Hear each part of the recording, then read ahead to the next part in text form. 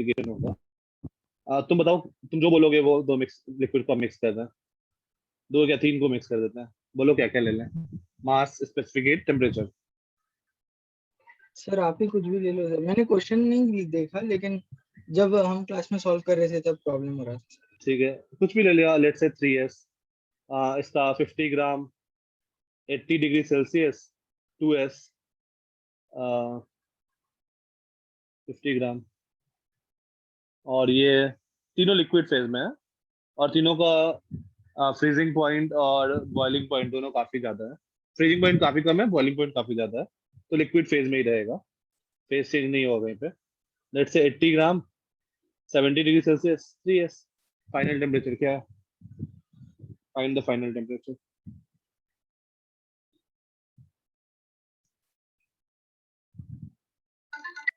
Sir आपने वो negative मास का बताया था, हाँ तो नेगेटिव वाला एनर्जी का था ना। हाँ, ठीक है, वो भी करना है। ओके। हाँ सर, उसमें जब मतलब जब हाँ एक ही फेज में होता है तभी यूज होता है ना वो। हाँ, वो एक ही फेज में यूज होगा, तभी यूज करेंगे। Just a minute.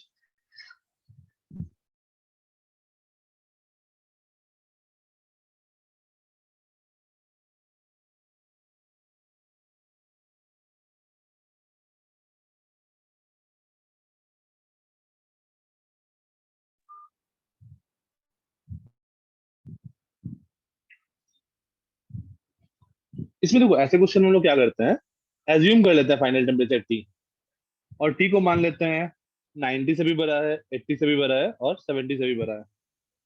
तो 30 ग्राम ने हीट गेन किया, एम एस टी माइनस 90, इतना हीट गेन किया।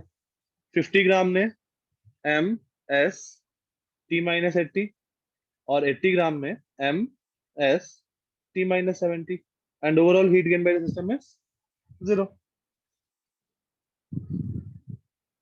बस यहाँ सॉल्व करो, तुमको टी मिल जाएगा। Okay sir. ठीक है, बिल्कुल सिंपल सा। नेक्स्ट एक क्वेश्चन। लेट्स से हमारे पास आइस है 30 gram at -40 degree Celsius, and steam 60 gram at 110 degree Celsius. Find the final temperature. इन दोनों को मिक्स किया तो find the final temperature after mixing.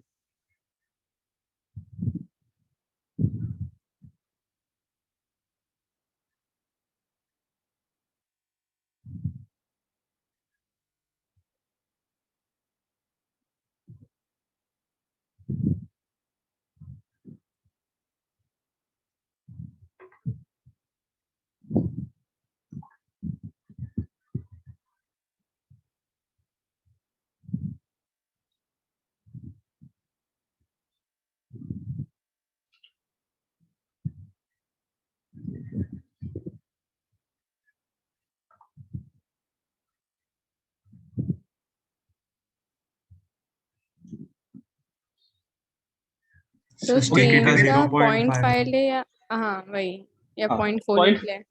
0.5 ले लो। Okay sir. क्यों कैलकुलेशन क्यों मेहनत करना है?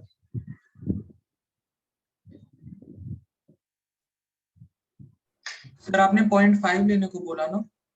हाँ, 0.5 ले लो। Okay sir. हाँ,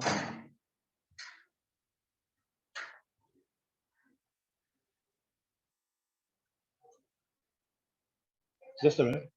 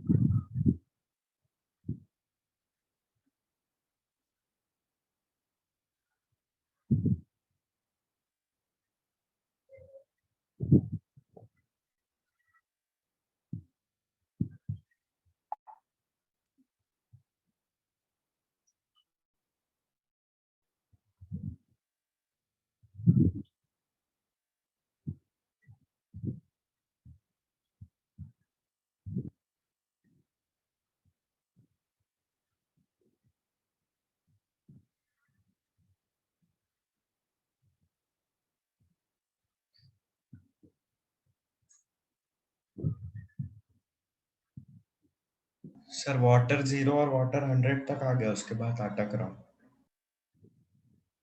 सर बहुत उसके बाद ही तो मेन चीज स्टार्ट होता है। वही सर, अटक रहा उसके बाद। वहां तो कुछ करना ही नहीं है। सर वो नेगेटिव वाला एनर्जी ले लो और कुछ। सोचो एक बार पहले।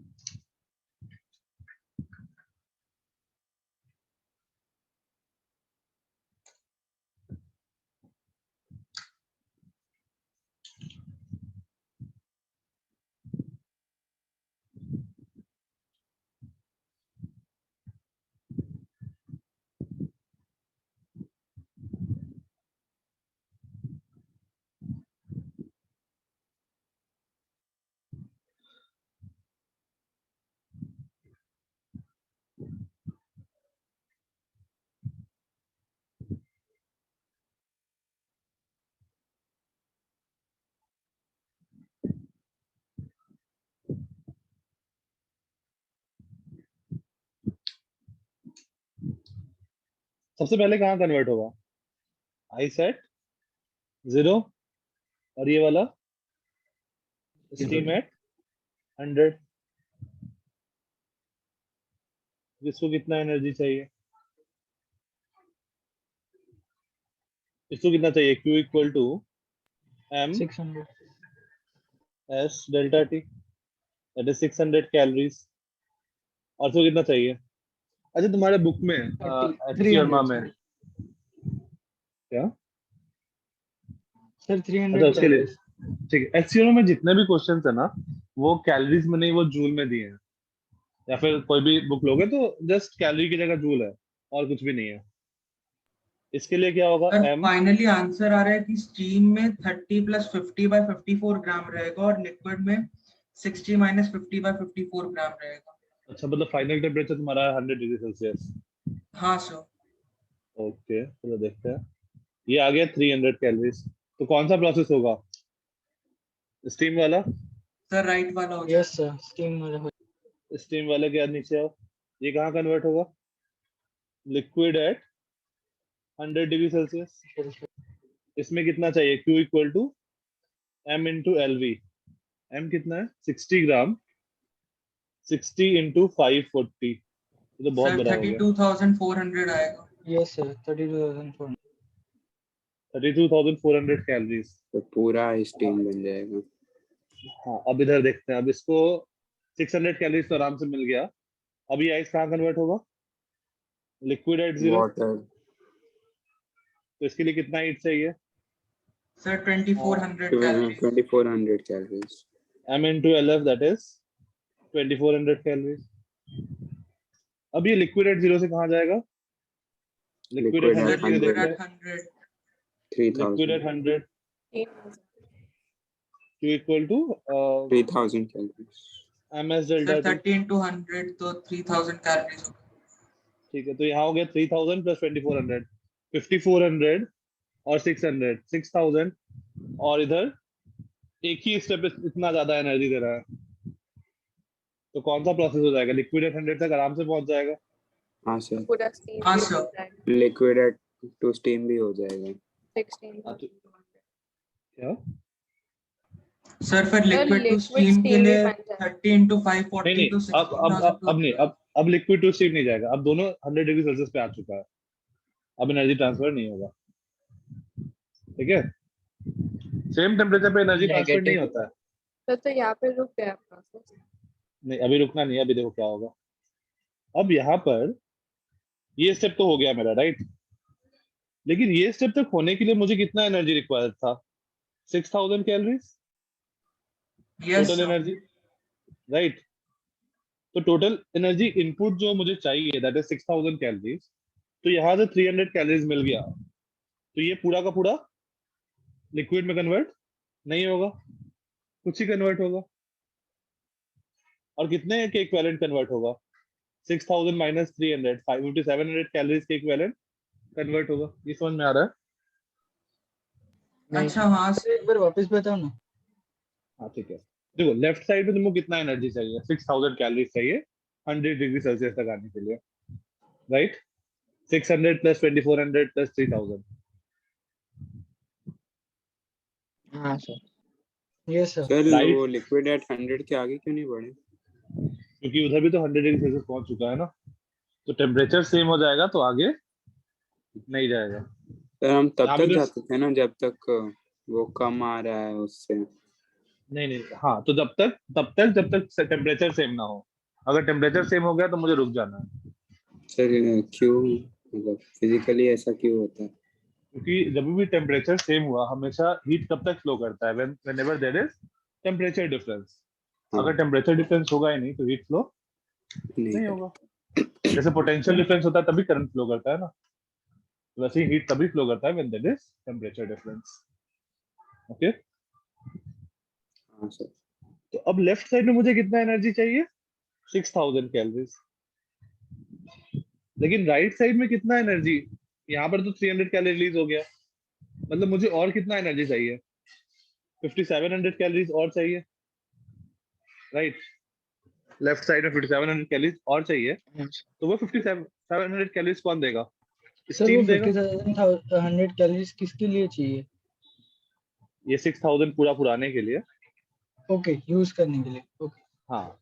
तो 6000 एनर्जी तुमको चाहिए ना लेफ्ट साइड में, उसमें से 300 यस सर। कैलोरीज यहाँ मिल गया, तो 5700 कैलोरीज और चाहिए, राइट। तो 5700 कैलोरीज कहाँ से आएगा? स्टीम लिक्विड में कन्वर्ट होगा। तो मान लो, let's assume m gram steam gets converted to liquid. So energy released is equals to m into 540 calories, and this would be equal to 5700. तो यहाँ से m क्या आ गया? 5700 upon 540। किसे काटे? सर 3 से काटे 190/18 आ जाएगा। 190/18। तो फाइनल टेम्परेचर तो मुझे क्लियरली पता चल रहा है कितना है? 100 sir degree 100 Celsius. Degree Celsius. Sir वो Steam कितना? 5700 एनर्जी का क्या मतलब, क्या ये है उसका Okay. सिग्निफिकेंस? सर यूज कैसे किया उसका नहीं समझा। ठीक है, चलो फिर से आते हैं उस पर, एक मिनट रुक जाओ। स्टीम कितना था? 60 ग्राम। स्टीम बचा 60 माइनस 190/18, और लिक्विड बचा, लिक्विड 40 ग्राम था ना? 40 था कि 30 था? 30 ग्राम, 30 प्लस 190/18। सर एक्चुअली मैंने उल्टा कर दिया, पहले मैंने उसको लिक्विड को स्टीम में कन्वर्ट कर दिया और फिर मैंने देखा कि कितनी एनर्जी का रहता है और फिर उसको सब्ट्रैक्ट कर दिया, मतलब एक स्टेप तो आगे करके पीछे कर दिया।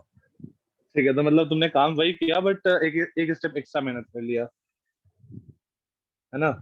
नहीं सर, बट उससे फिर गलत आंसर आ रहा है, मतलब ओके, चलो तुम्हारा भी मेथड देखते हैं, रुक जाओ। ओके, चलो स्टार्टिंग से अभी तक यहाँ तक कोई दिक्कत था कि ये स्टेप हो जाएगा? ये वाला नहीं, यहाँ तक, इस वाले स्टेप तक कोई दिक्कत था? नहीं सर। No sir. वहां तक, यहाँ तक समझ में आया लिक्विड एट 100 तक हाँ कि ये वाला स्टेप हो जाएगा, राइट? अच्छा, सर वो तो ये पूरा वाला हो step- जाना चाहिए ना, 32,400 मिलेगा तो। हाँ, तो वो तो लेफ्ट वाला पूरा हो जाएगा। तो लिक्विड जो है, आइस 30 ग्राम जो है, वो लिक्विड 100 डिग्री सेल्सियस तक तो कन्वर्ट होना ही होना है फॉर श्योर, राइट? यस। अब यहाँ से यहाँ कन्वर्ट होने के लिए मुझे कितना एनर्जी रिक्वायर्ड है? 6000। 6000 कैलोरीज।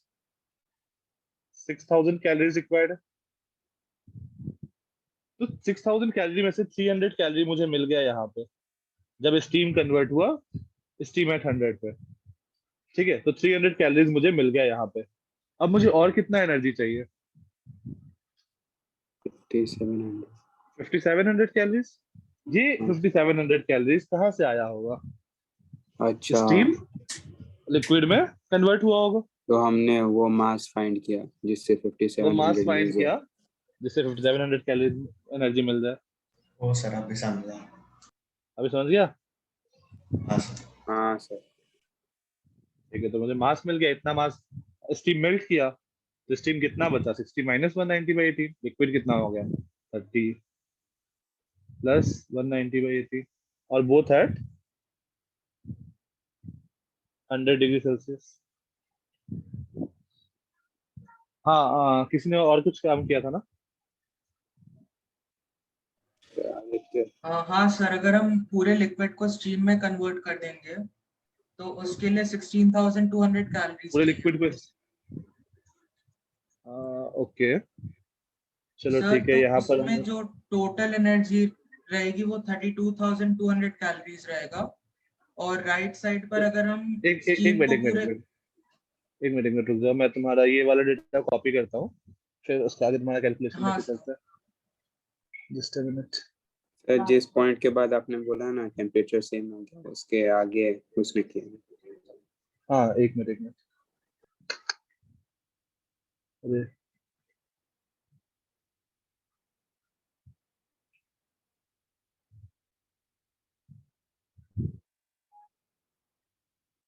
हाँ ठीक है, चलो तो मैं इसको मेथड 2 नाम दे देता। मेथड 2। हाँ, इसके आगे क्या किया? पहला वाला मेथड में तो कोई दिक्कत नहीं है किसी को? ऊपर वाले में नो सर, कोई दिक्कत नहीं। No sir. फाइनल क्या क्या होगा? कोई दिक्कत नहीं, सब कुछ समझ में आया। हाँ सर, इसमें लिक्विड को आप अगर स्टीम में कन्वर्ट कर देंगे 100 डिग्री सेल्सियस में, तो उसके लिए जो हीट चाहिए रहेगी वो 30 × 540 रहेगी, तो वो 16,200 कैलोरीज रहेगा।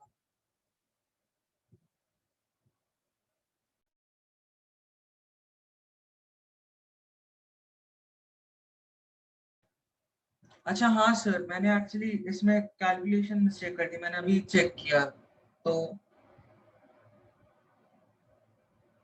लेफ्ट साइड पर 22,200 रहेगा।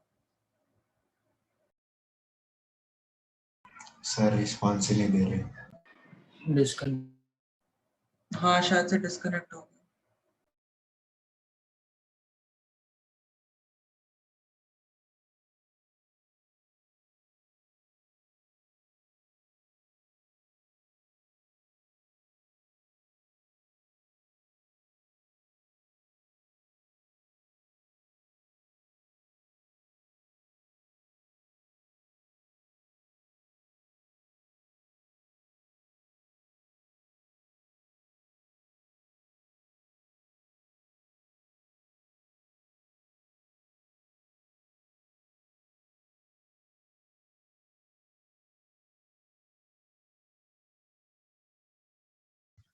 Okay, am I audible now?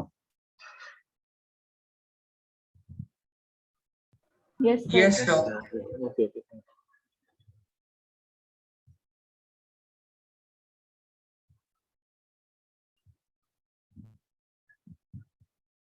हाँ, स्क्रीन आ रही है? हाँ सर। ठीक है। हाँ आदित्य बताओ, इसका क्या किया? सर तो लेफ्ट साइड पर लिक्विड को पूरा स्टीम में कन्वर्ट कर देंगे तो उसके लिए एनर्जी 30 × 540 रहेगा, तो वो 16,200 कैलोरीज रहेगा। स्टीम एट 100 कन्वर्ट करने के लिए तुमको कितना एनर्जी चाहिए? Q equal to M into sir 30 × 540 रहेगा, तो फिर वो 16,200 कैलोरीज रहेगा। 16,200 कैलोरीज रहेगा। Sir okay. अब लेफ्ट साइड पर टोटल सम इसका हमारा कैलोरीज का 22,200 हो गया है, क्योंकि 16,200 प्लस 6,000। हाँ और राइट साइड पर राइट साइड पर सर इसको स्टीम में लिक्विड को कन्वर्ट करने में 32,400 हो गया था और ऊपर वाले स्टेप हाँ। में 300 कैलोरीज थी, तो राइट साइड पर 32,700 हो गया कैलोरीज। ठीक है। सर तो अब जो ये सरप्लस है 10,700 कैलोरीज का, ये उतना नई एनर्जी में कन्वर्ट होएगा। एक मिनट नई एनर्जी मतलब तुम्हारा लेफ्ट साइड में कितना है? 32,700। सर एक तो नीचे टोटल में 22,200 आएगा ना कैलोरीज। 22,000, हाँ ठीक है, 22,200 फाइन। हाँ सर, और तो एक्स्ट्रा एक्स्ट्रा एनर्जी तो एनर्जी हमारी हो गई 10,500 कैलोरीज हो गई ना सर, तो इतनी एनर्जी जनरेट नहीं होएगी, तो मतलब उतना मास जो है वो स्टीम से लिक्विड में नहीं कन्वर्ट हुआ ना। हाँ, तो तुम बोलोगे कि 10,500 कैलोरीज के इक्विवेलेंट। हाँ सर, उतना तो मास अब कन्वर्ट नहीं हुआ स्टीम से लिक्विड में। हाँ उतना लिक्विड से स्टीम, या फिर तुम बोल दो ना ऐसा, हाँ उतना मास लिक्विड से स्टीम में कन्वर्ट, स्टीम से लिक्विड में कन्वर्ट नहीं हुआ, ठीक है। हाँ सर, तो वो m तो इंटू 540 इज इक्वल टू 10,500 हो जाएगा। m into 540 fine. तो m क्या है यहाँ से तुम्हारा? सर अप्रोक्सीमेटली 9.4 राइट 19.4444 रख रहेंगे, तो मतलब 19.5 अगर लगा लेंगे आप, तो ओके। उतना उतना जो वो स्टीम में रह गया इतना जो है, राइट साइड में, उतना स्टीम में रह गया, और बाकी अच्छा 16 और 60 मेरा ऊपर माइनस में क्या आंसर 19। आ रहा था? एक मिनट, 60 माइनस 190 बाई 18, तो यार है 10.555।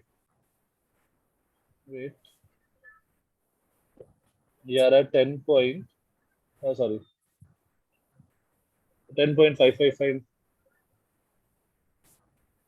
यार है 49.45 ग्राम, 49.45। और ये आ रहा है तुम्हारा 40.55 सर ग्राम। 40.55 ग्राम आ जाएगा।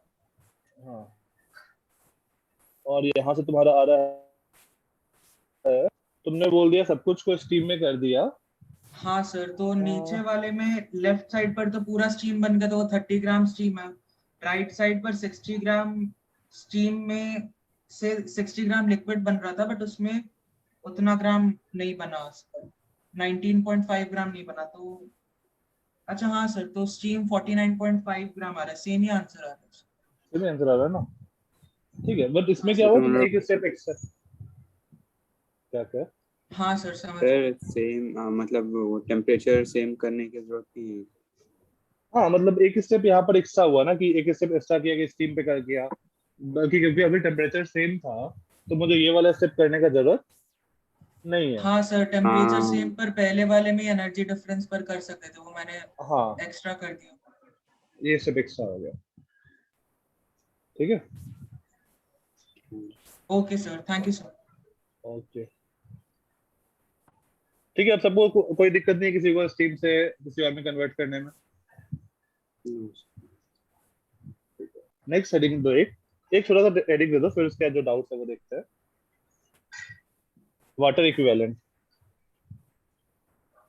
Water equivalent.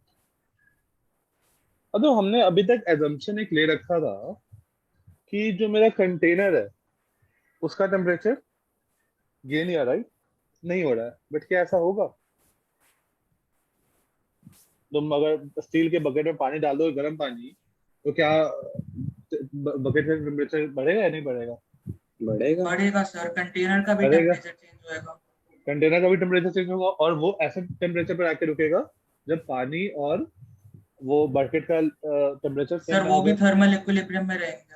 वो भी थर्मल इक्विलिब्रियम में आ जाएंगे। तो वाटर इक्विवेलेंट को हम लोग डिफाइन करते हैं। पहले डिफिनेशन लिख लो, अगर डिफिनेशन से कुछ समझ में आएगा तो बताना, तो फिर देखते हैं। Water equivalent of a body is defined as of a body is defined as the mass of water, the mass of water which would absorb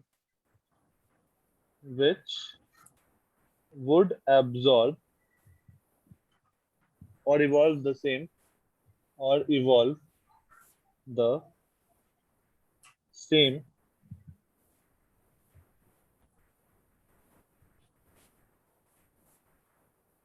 which would absorb or evolve the same. Okay. Okay.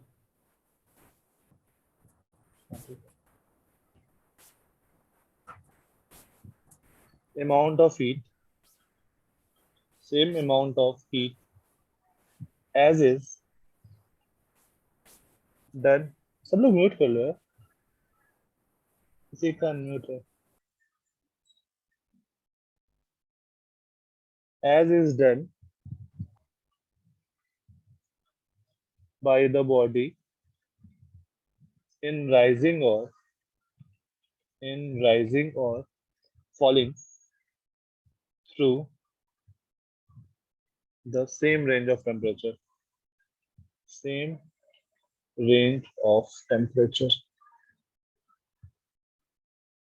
एक बार definition पढ़ो और बताओ कुछ समझ में आ रहा है इससे. हेडिंग भी कौन है? Water equivalent.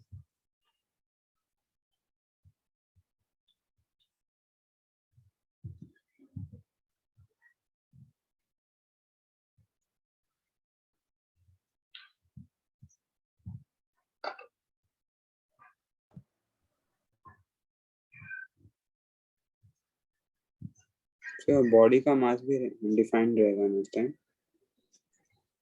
जैसे मान लो जनरली हमें बॉडी का मास चाहिए ही नहीं. सो क्यों? एक बार डिफिनेशन देखो.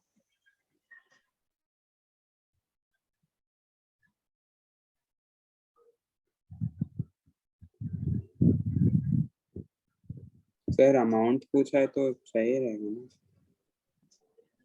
नहीं तो इसको समझते ही ये क्या बोल रहा है.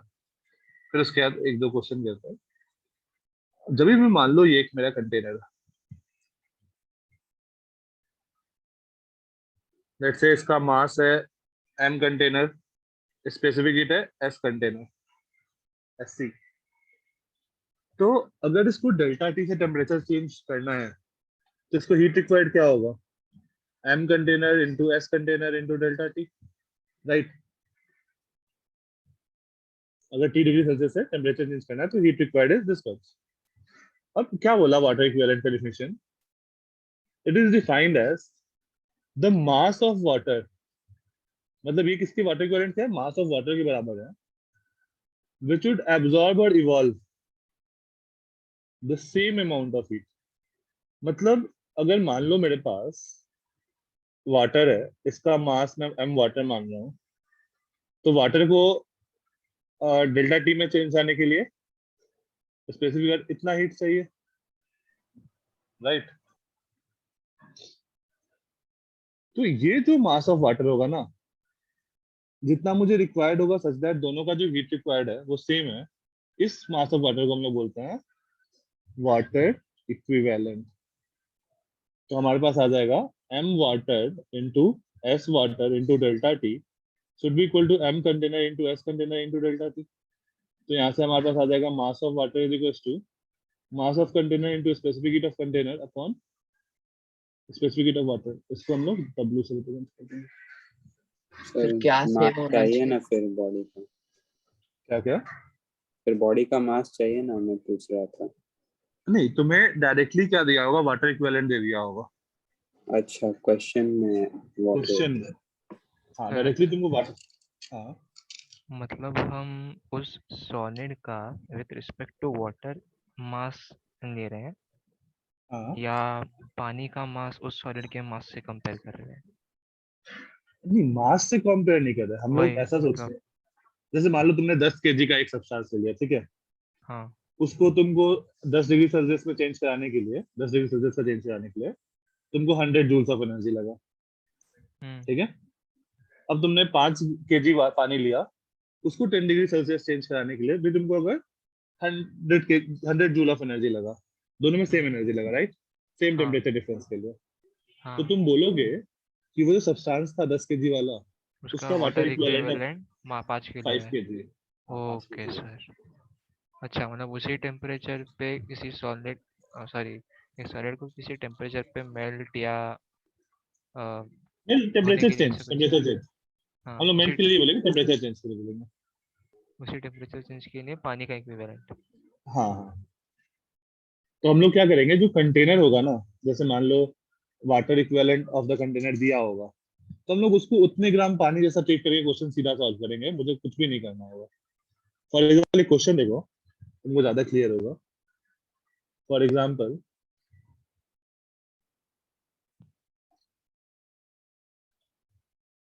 लेट्स से ये कंटेनर है of water equivalent, let's say 10 ग्राम। इसमें एक लिक्विड है, ये लिक्विड है 20 ग्राम एट 20 डिग्री सेल्सियस। अच्छा, 20 ग्राम एट 20 डिग्री सेल्सियस, तो मतलब कंटेनर का टेम्परेचर इस टाइम पे कितना रहा होगा? बोल सकते हैं 20 डिग्री सेल्सियस। 20 पर ऐसा हमेशा होता नहीं है ना कि कांस्टेंट अगर मान लो, इक्विलिब्रियम में। हाँ अगर मान लो तुमको ऐसा दिया है कि एक कंटेनर में एक वॉल्यूम है और उसका टेम्परेचर ये है, तो फिर हम लोग एज्यूम कर लेंगे कि कंटेनर का भी वही टेम्परेचर है, क्योंकि और हम लोग किसी तरीके से टेम्परेचर नहीं बता सकते कंटेनर का। अब इसमें मैंने दो लिक्विड डाला, let's say 30 gram water at 50 degree Celsius and 60 gram water at 20 degree Celsius. अब बताना मुझे final temperature of the mixture क्या होगा। Find the final temperature of the mixture.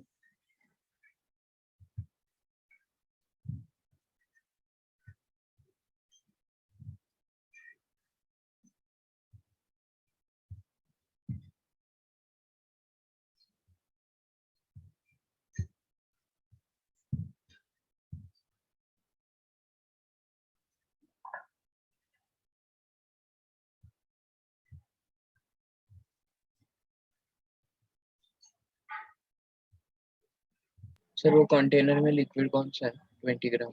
Water ही है। सर आपने ऊपर जो एक्सप्लेनेशन दिया था वो वापस बताओगे एक बार? एक बार ये क्वेश्चन करो, तुमको समझ में आ जाएगा। ट्राई करो ये क्वेश्चन, हाँ वो खुद ही हो जाएगा।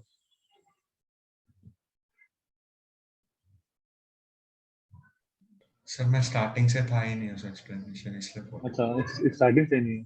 अच्छा, सब लोग क्वेश्चन लिख लिए? ठीक है। जो वाटर इक्विवेलेंट क्या होता है, ऐसा सोचो, मतलब मैंने एग्जांपल दिया था कि 10 kg कोई सब्सटेंस है, उसको 10 डिग्री सेल्सियस का टेम्परेचर चेंज कराने के लिए तुमको 100 जूल ऑफ एनर्जी लगा। 10 kg का 10 डिग्री सेल्सियस से temperature heat required is 100 joule. Fine. हाँ सर। अगर तुमने 5 kg पानी लिया, उसका भी 10 डिग्री सेल्सियस से टेम्परेचर चेंज कराने के लिए अगर 100 जूल एनर्जी लगा, तो हम लोग बोलेंगे इस सब्सटेंस का water equivalent is 5 kg। Okay, हाँ उस सब्सटेंस का होता। सर इसको ऐसे भी सोच सकते हैं ना कि वो मास क्या होना चाहिए वाटर का, जिससे दोनों का heat same, thermal capacity exactly, same हो जाए। थर्मल कैपेसिटी, हाँ बोल सकते हो, या फिर सेम टेम्परेचर डिफरेंस के लिए same amount of heat required है, या फिर थर्मल कैपेसिटी सेम है। हाँ सर आपने बोला कि मासिक में मतलब हीट से सेम होना चाहिए ना, रिलीज और हाँ एब्जॉर्ब, तो सर वो हाँ। डेल्टा टी क्यों सेम होना चाहिए? वो फॉर्मूला दिखाएंगे आप एक बार? डेल्टा टी सेम टेम्परेचर तभी डिफरेंस तो होना उसको चाहिए। हाँ यूज कर सकते डायरेक्टली। सर 55/3 आया। 55/3? हो गया सर, हो गया। यार 55/3 पॉसिबल ही नहीं है ना यार, ये 50 पे है, ये 20 पे है, ये 20 पे है, तो 50 से छोटा होना चाहिए ना, ऑफ कोर्स। नहीं, सर 55/3 छोटा ही होगा ना 50 से। अच्छा 55/3, ओके, मतलब 55.2। Okay okay fine. कैसे किया? सर वही वाला लगाया समेशन वाला, बस तो इसको अलग से किया, कंटेनर का भी अलग से ऐड किया। ठीक है, तो let's say final temperature is T sir मुझे 27.5 डिग्री आया। और 27.5 मतलब 55/2। अच्छा चलो देखते हैं, ये हाँ 60 सर, ग्राम 55/2। ओके, तो 60 का फाइनल टेम्परेचर T हुआ, तो इससे कितना हीट गेन किया, ms T minus 20। 30 ग्राम ने ms T minus 50 इस 20 ग्राम ने ms into T minus 20 plus, अब देखो ये जो वाटर इक्विवेलेंट 10 ग्राम दिया है ना, इसका मतलब इस कंटेनर को भी मानो कि ये 10 ग्राम वाटर है, 10 ग्राम वाटर जैसा बिहेव कर रहा है एट 20 डिग्री सेल्सियस। फील आया? तो m s और ये 20 डिग्री सेल्सियस पे है, तो T minus 20 equal to 0। Feel आया वाटर इक्विवेलेंट का क्या इतना इजी हो गया काम? सर बट वैसा हो क्या? सर बट ऐसा क्यों हो रहा है, हम डायरेक्टली ले सकते हैं। क्योंकि ये देखो हमारा m, हमने मास ऑफ कंटेनर इनटू ये फॉर्मूला लेना था ना, m of container into s of हाँ container sir, into delta t, और ये किसके बराबर है, इसके बराबर है, राइट? yes. तो मैं डायरेक्टली यूज कर सकता हूँ उसको,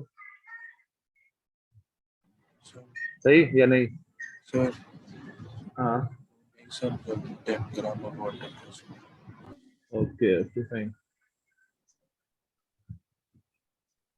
देखो वाटर इक्विवेलेंट क्या होता है, वाटर इक्विवेलेंट है कि उतने जो मेरा ऑब्जेक्ट है ना वो उतने ग्राम ऑफ वाटर जैसा बिहेव करेगा, दैट इज वाटर इक्विवेलेंट, उतने ग्राम ऑफ वाटर जैसा बिहेव करेगा। तो मेरा वाटर इक्विवेलेंट अगर 10 ग्राम दिया हुआ था इस कंटेनर का, इसका मतलब मेरा कंटेनर जो है वो 10 ग्राम ऑफ वाटर जैसा बिहेव करेगा एट 20 डिग्री सेल्सियस। ओके ठीक है, तो 10 ग्राम वाटर है 20 डिग्री सेल्सियस, तो ऐड कर दो उसको, तो यहाँ से आ जाएगा हमारे पास 60 minus 120 plus 3t minus 150 plus 2t minus 40 plus t minus 20 equal to 0। 9 11 12 12t is equals to 270 310 sir 330 आएगा। और सर t इक्वल तीन टू चीजों का टेम्परेचर 20 था, डायरेक्टली ऐड कर देते हैं। क्या? सर 3 चीजों का टेम्परेचर 20 था, तो डायरेक्टली ऐड अच्छा हाँ, कर दिया। डायरेक्टली ऐड कर सकते हैं, फाइन। सर तो इसका अगर मैं आंसर वही 3 आएगा, से 27.5 ही आएगा। हाँ सर सही, 55/2 yes. that is 27.5 degree Celsius.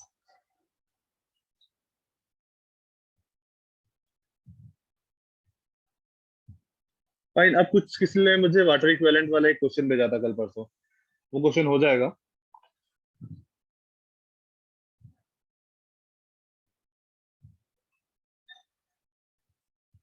अब वाटर इक्विवेलेंट के वाले भी क्वेश्चन हो जाएंगे, एक दो क्वेश्चन और ट्राई करो। हाँ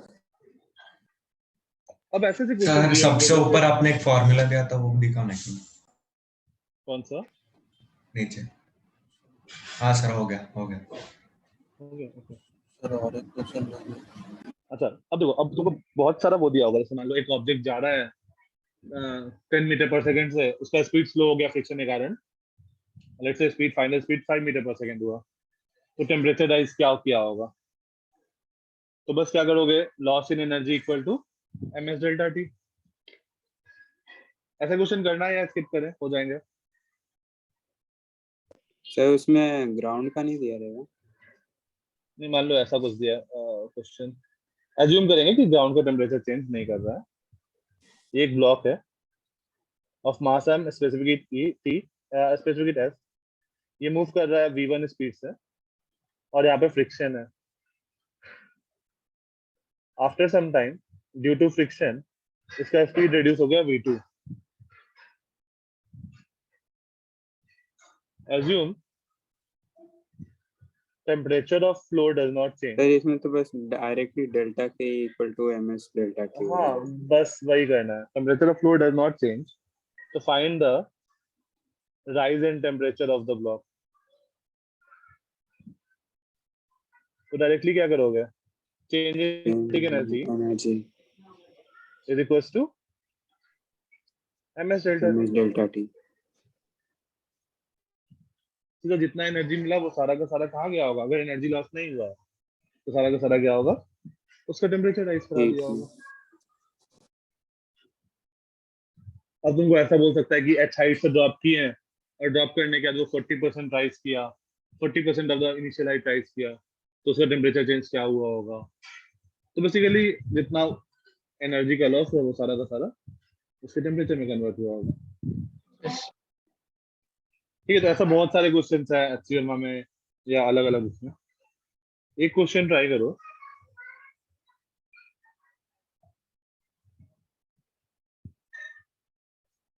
अच्छा, वो तुम लोग को वो पता है मटका में पानी भरते थे पहले और फिर हाँ वो मटका से पानी वो ठंडा कैसे होता था पानी? evaporation सर से सर ओवर्स होते थे। इवापोरेशन के through. cooling effect of evaporation वो full effect of operation. Okay fine. Attendance कम क्यों होते जा रहा पता नहीं सर, पहले तो 70 से है? चलो एक क्वेश्चन देखो।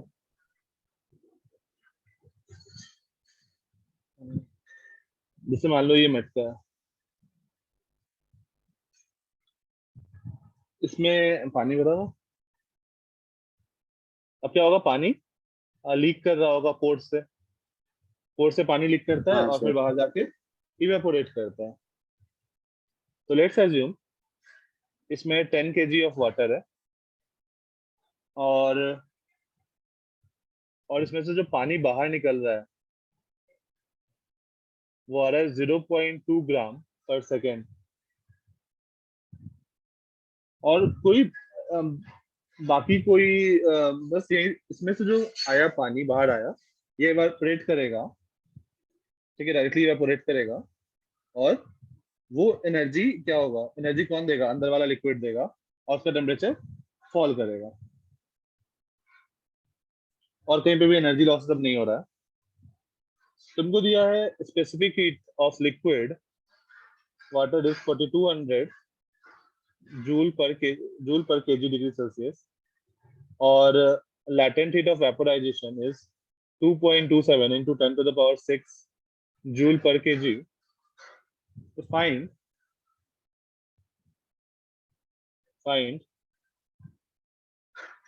the time after which temperature of the liquid will fall by 5 degrees Celsius. 5 degrees Celsius.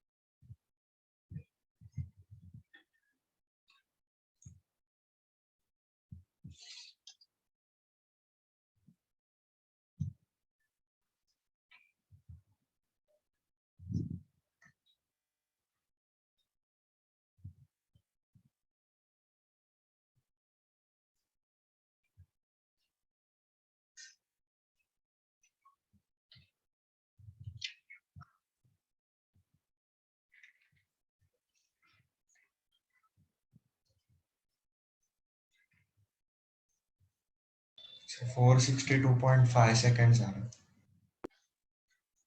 462.5.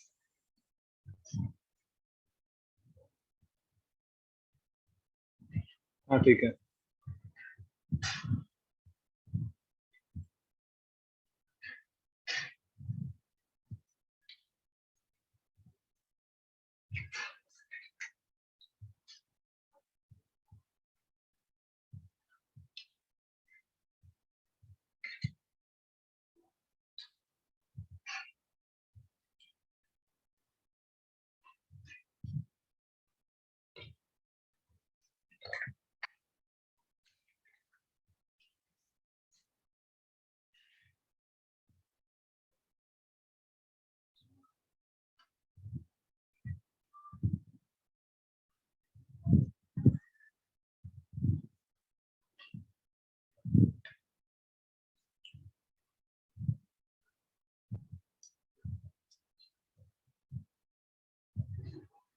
और किसी का आंसर आया?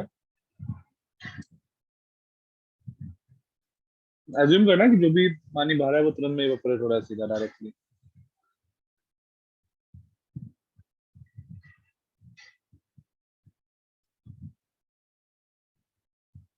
उसको पूरा 100 डिग्री सेल्सियस पे ले जाने की जरूरत नहीं है क्योंकि टेम्परेचर कुछ दिया नहीं है.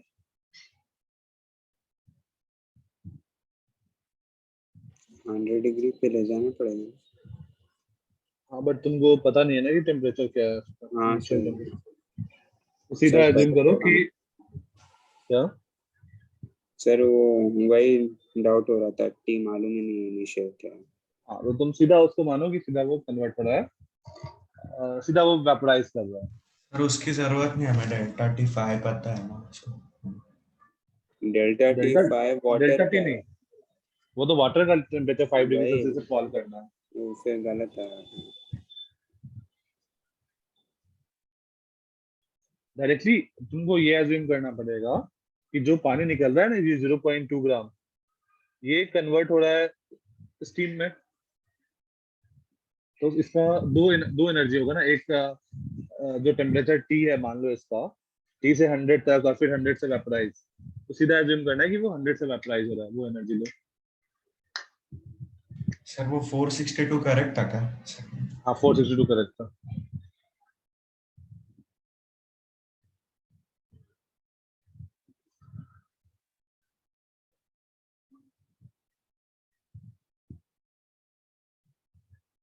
फिर 0.460 आया. 0.460. हाँ सर. सर मुझे तुमने तुमने कन्वर्ट 46.2 किया था सेकंड आया. केडीएम में डीटी को तो केजी में. यूनिट को मेरे को चाहिए हाँ बताओ. सर उसको हाँ कन्वर्ट नहीं किया. सर मुझे 46.2 सेकंड आया. चलो तुमने भी कुछ तो ये गड़बड़ भी किया है तो. कन्वर्जन प्रॉब्लम है सर. मैग्नेट मतलब सही है. तो देखते हैं. मान लो टी टाइम लगता है. टी टाइम तो टी टाइम में कितना लिक्विड बाहर आएगा? Liquid that escapes out is equals to 1 second में 0.2 ग्राम आ रहा है. मतलब 1 सेकेंड में 0.2/1000 kg आ रहा है. तो टी टाइम में इतना लिक्विड बाहर आएगा. इतना kg. तो amount of heat required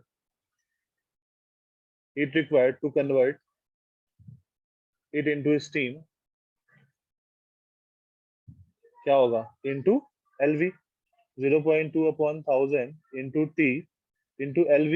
LV मुझे दिया हुआ है 2.27 into 10 to the power 6. 2.27 into 10 to the power 6.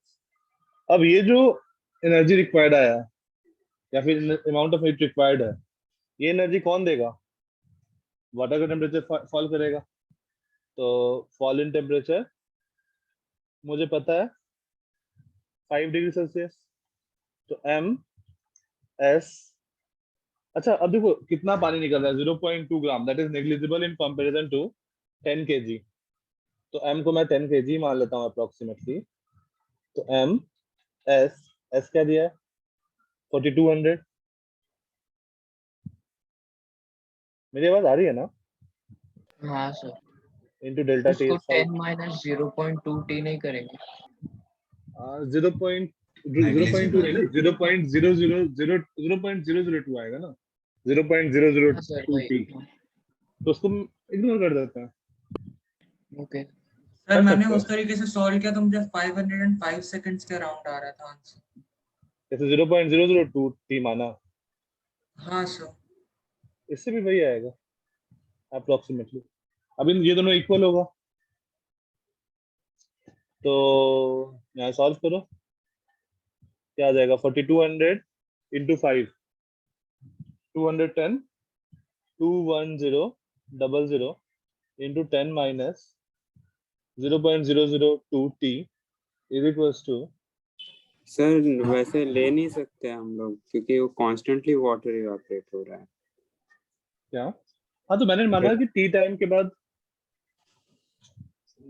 हाँ ठीक है, मतलब अप्रोक्सीमेटली इन दोनों के बीच में होगा आंसर, यहाँ से जो आंसर आ रहा है और यहाँ से जो आंसर आएगा, हाँ इन सर, दोनों के बीच वो में आंसर सबसे होगा। कम होगा, ये सबसे ज्यादा। हाँ, सर इंटू 2.27। हाँ सर आपने वहाँ सिर्फ लैटेंट लगा तो ये अज्यूम किया कि वाटर 100 में। सर हाँ, मैंने जो assume किया कि वाटर 100 पे है। सर मैंने ना ms delta t equal to 2 into 10⁻⁴ into t into LV किया था, उससे मुझे t हाँ तो 462.5 आया था। बेसिकली तुमने ये दोनों को इक्वेट किया ना। हाँ सर। हाँ तो सेम है। तो बेसिकली यहाँ पर अगर तुम इसके सामने 10 kg के सामने उसको इग्नोर कर दो तो तुम्हारा इक्वेशन वही बन जाएगा, और यहाँ से आ जाएगा तुम्हारा t equal to 21,000 upon 0.2 into 2.27 into 10⁻³ तो ये कैंसिल आउट हो गया। सर पर 21 अगर अपॉन, ऐसे लिखा है तो फिर t पता नहीं है, सो हम इग्नोर कैसे करेंगे? ठीक है, इग्नोर नहीं करोगे तो फिर एक काम करो, उसको सॉल्व कर सकते हैं पूरा। चलो वो भी सॉल्व करते हैं एक बार, उससे भी सेम आंसर आ जाएगा। जस्ट अ मिनट, इससे आ रहा है, इससे कितना आंसर आ रहा है? Sir 0.0216 t। 20 राइट। अच्छा आपने पूरा ऐसे सॉल्व कर लिया, एक सेकंड से। एक मिनट, कुछ तो गड़बड़ हुआ है, कहीं पर एक जीरो मिस हो रहा है। सर मुझे यही आंसर आया था। 98462। Amount of heat required is 0.2 upon 1000 into t into 2.27 into 10⁶। ठीक है, ms डेल्टा t q, ठीक है, तो 21,000, अच्छा 2140 आएगा ना, 1 2 3, हाँ यहाँ पर एक और जीरो होगा ना,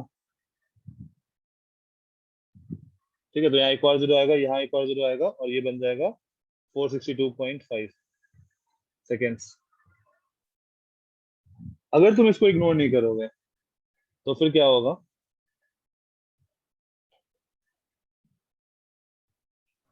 सर उतना ही इग्नोर आ रहा नहीं है सर। करने से 423 सेकंड्स आ रहा है।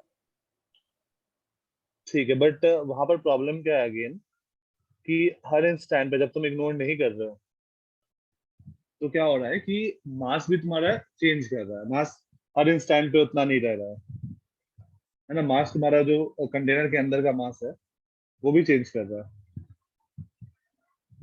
तो पूरा इंटीग्रेट करना पड़ जाएगा, बहुत गंदा सा। हाँ सर वही उससे अच्छा मैं है भी। इग्नोर करो सीधा।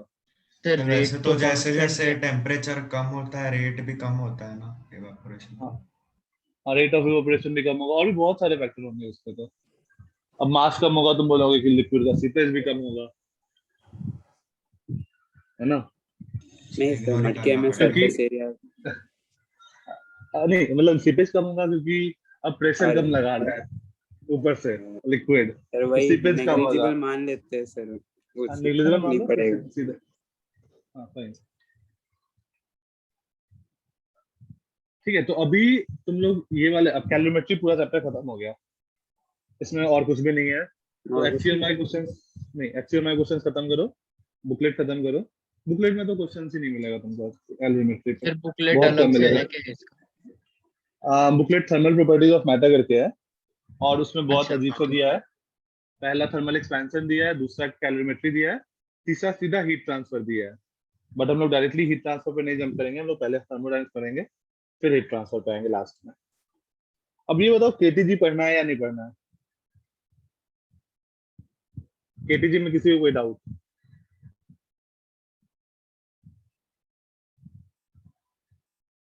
केटीजी भाई सर वो 3 वेलोसिटीज ना, कौन सा बोल रहे और पोस्टुलेट वो तीन तो वेलोसिटी, उसके बाद फिर वो जो assumption सब था, उसके बाद Boyle's law, Charles law, pressure PV equal to नहीं हो? एनआरटी, नहीं सर वो सब नहीं, वो सब नहीं। वो आता है वो सर, बस वो वो एक सब बोल्ट्जमैन कांस्टेंट वाला बता देना और कुछ नहीं। बोल्ट्जमैन कांस्टेंट में क्या है? सर वो यूआरएमएस वाला काइनेटिक एनर्जी का डेरिवेशन है छोटा सा। अच्छा ओके, हम लोग वो यूआरएमएस यू तुमको कहाँ पर जरूर यू पड़ेगा? एवरेज, यू यूआरएमएस का, ठीक है ठीक है ठीक है, ओके, एक वो चीज कर लेंगे। वैसे वो सर अपना बस फिजिक्स में आता बाकी नहीं है, सब आता है, उसमें वो फिजिक्स में आता ही नहीं है। वो आते ही नहीं है यू कुछ जान। नहीं, यू क्या क्या था? राम, आर, एवरेज और एवरेज और mean, most probable. Most probable. तो यू आर क्या था? आरएमएस, हाँ root RMS is under root 3 RT by 3RT R, by naught ये होता है under root 8 RT by pi L, 5 और ये आता है under root 2 RT by. 2RT by naught।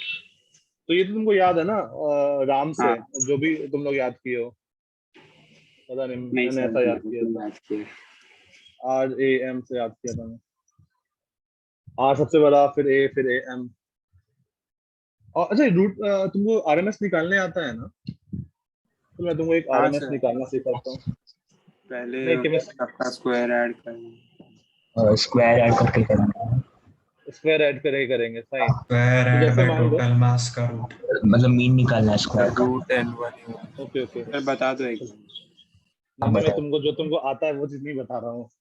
मान लो बहुत सारा वेलोसिटी है V1 V2 V3, तो तुमको पता है सबसे पहले स्क्वायर करना है, V1 square plus V2 total square number plus of dot dot dot, velocity से डिवाइड करना है, फिर मीन लेना है और फिर उसके बाद स्क्वायर रूट। रूट लेना है। डिवाइड। हाँ सर यही कर। फिजिक्स में ये चीज, ये तुम्हारा जनरल एक्सप्रेशन है, राइट? अब जैसे मान लो तुमको ऐसा बोल दिया, find the RMS value of sine omega T, अब क्या करोगे?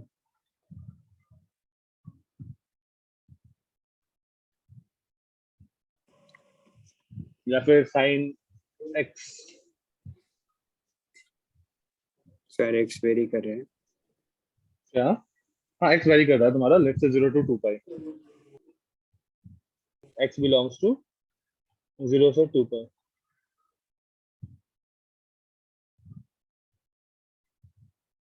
सर तो इंटीग्रल इक्वेशन बनेगा। हाँ तो क्या होगा यहाँ पे? सबसे पहले मुझे क्या करना है? स्क्वायर, तो स्क्वायर करो साइन स्क्वायर एक्स, उसके बाद क्या करना है? मुझे ऐड करना है, समेशन करो, उसके बाद मुझे क्या करना है? टोटल 0 से 2 पाई, मतलब 2 पाई से डिवाइड करो और फिर इसका रूट लो, और summation of sine square x is equivalent to integral integral of sine square x, integral of sine square x dx from 0 से 2 तक अपॉन 2 पाई। सर dx कहाँ से लाया? dx वो तुम वैल्यू लोगे ना, जो छोटा छोटा y का वैल्यू लोगे। सर वो 2 पाई क्यों है? हाँ 2 पाई क्योंकि तुमको x का रेंज दिया है ये वाला, तो ये चीज बनेगा। इसको इंटीग्रेट कैसे करेंगे साइन स्क्वायर एक्स को? सर वो cos सर 2 1 की minus आइडेंटिटी है ना, by 2 हो जाएगा। -2 sin square x होता है जो। ठीक है, तो उसमें कन्वर्ट करके फिर उसको निकाल सकते हो, हाँ राइट? ओके ठीक है, तो आरएमएस ये सब चीज हम लोग उसमें देखेंगे एसी वाले चैप्टर में। अभी वाले तुम्हारे केटीजी में है, तुम एचसीओ में एक बार अटेम्प्ट कर सकते हो, सीधा क्वेश्चन अटेम्प्ट करना एचसीओ में, कुछ थ्योरी से पढ़ने का जरूरत नहीं है, सीधा केटीजी के questions. Chapter number 2 is KTG, उससे डायरेक्टली क्वेश्चन सॉल्व करो। ठीक है, कुछ क्वेश्चन हम लोग नेक्स्ट क्लास में देखेंगे। आज अगर किसी को कोई डाउट है तो वो बता दो। सर नेगेटिव एनर्जी कब यूज करते हैं? ओके, नेगेटिव एनर्जी का यूज करते हैं।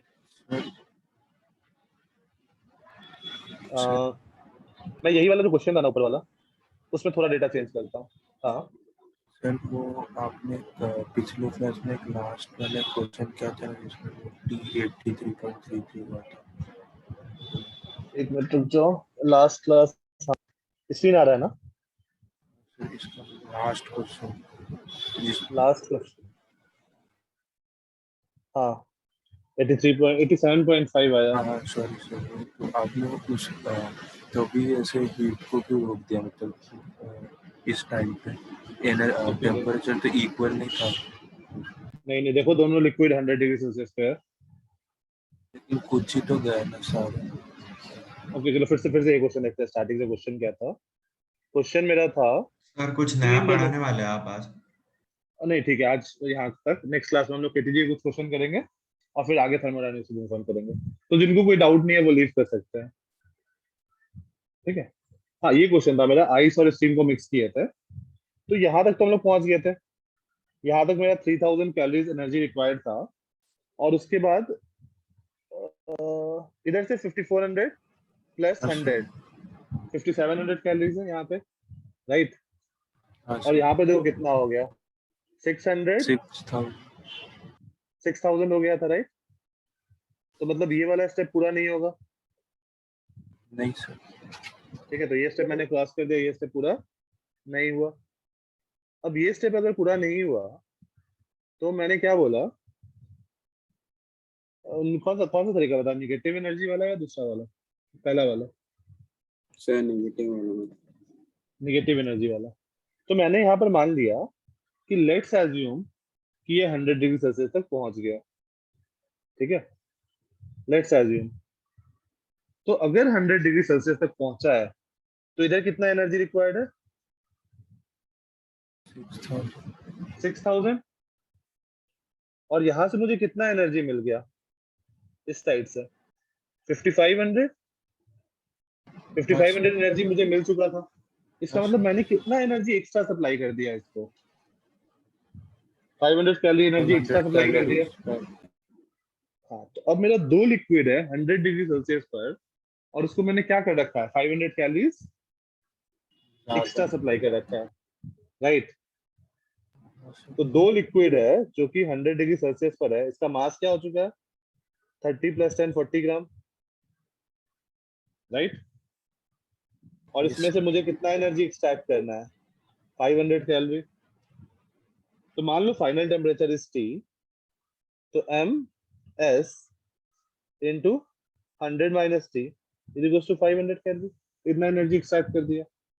तो यहाँ से आ जाएगा 100 - T इक्वल टू 12.5 और T इक्वल टू 87.5।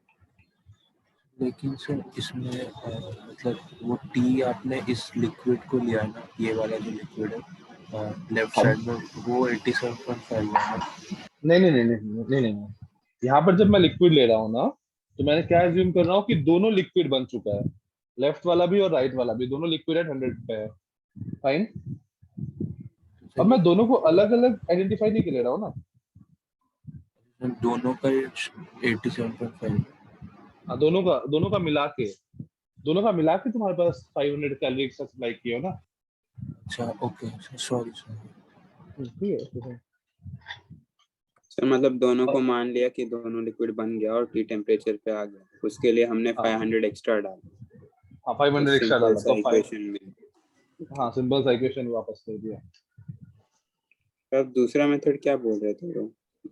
दूसरा, अब 100 डिग्री सेल्सियस तक नहीं पहुंचा, तो दूसरा मेथड मैंने ये किया था कि ये वाला स्टेप तक हुआ, ये वाला स्टेप नहीं हुआ, ये वाला स्टेप तक हुआ होगा। हाँ। अब तुम्हारे पास लिक्विड एट 0 है और इधर लिक्विड एट 100 है। मैंने ये वाला तरीका भी तो बताया था ना, कि इन दोनों को मिक्स किया। मतलब अपने ये नीचे जो इनवर्स मास और फिर दोनों को मिक्स करने वाला तरीका बताया था। हाँ तो मैंने वहां पर देखो, यहाँ पे क्या हुआ, अब तुम्हारे पास ये नेगेटिव वाला छोड़ो, तो यहाँ तक ये वाला स्टेप हो जाएगा, ये वाला हो गया, ये वाला हो गया, राइट। हाँ ये वाला नहीं होगा, तो नहीं। तुम्हारे पास कितना एनर्जी एक्स्ट्रा बच गया? तुम ऐसे सोचो तो 2500 एनर्जी एक्स्ट्रा बचा है। अच्छा, वो पार्शियल निकालते हैं। हाँ, तो फाइनल टेम्परेचर मैंने निकाल लिया 2500 कैलोरी के हिसाब से। हाँ सर। तो अब जो मेरा आइस था वो 85 कितना 83.33 पे पहुंच गया, और लिक्विड जो है वो 100 हाँ पे है। सर, ये और समझ गया। वो अब ये दोनों को मिक्सिंग। मिक्स कर दिया। हाँ, मिक्सिंग ऑफ टू लिक्विड। सही। हाँ सर, नेगेटिव वाला ही ज्यादा इजी। ठीक है, ओके। थैंक और यू किसी को सर। कोई डाउट? और किसी को कोई डाउट? ठीक है, तो एक बार केटीजी रिवाइज करना अपना नोट्स केमिस्ट्री वाला, फिर हम लोग कुछ क्वेश्चन करते हैं केटीजी पे। सर हाँ, लास्ट इक्विवेलेंट मास का डेफिनेशन वापस इक्विवेलेंट मास का। What are equivalent? आज के, हाँ सॉरी, वाटर है।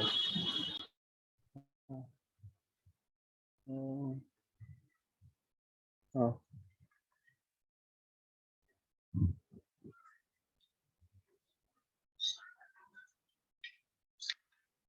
नहीं सर,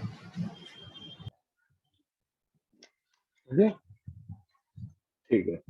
चलो फिर एक्सियमा का वो दोनों चैप्टर कंप्लीट कर लो, और एक दो असाइनमेंट भेजा है, 2 असाइनमेंट, वो दोनों ट्राई कर लो। टाइम